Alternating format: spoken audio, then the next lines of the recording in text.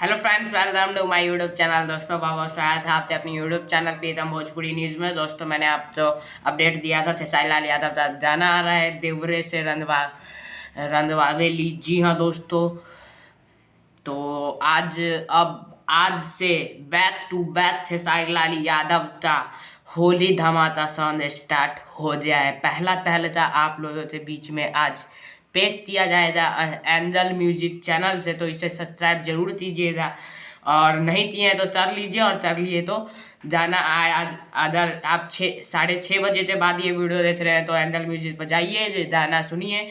देवरे से रंधवावेली होली सॉन्ग है खेसारी लाल यादव का पहला, और मनीषा माही ने लिखा है और म्यूजिक एंजल म्यूजिक ने इसमें म्यूजिक दिया है, और एंजल म्यूजिक पर ही ये गाना प्रेजेंट किया जा रहा है। और बहुत ही शानदार सॉन्ग है, खेसारी लाल यादव सिंगर है इस गाने से, तो ढेर सारा प्यार दीजिए। पहला सॉन्ग है और बहुत दिनों बाद एंजल म्यूजिक से गाना आ रहा है, तो हिला देना है चैनल पूरा। वापसी खेसारी लाल यादव का जबरदस्त होना चाहिए। तो जय हिंद जय भारत। आप लोग भी दिखाइए खेसारी का तांडव पहले से कितना बड़ा है।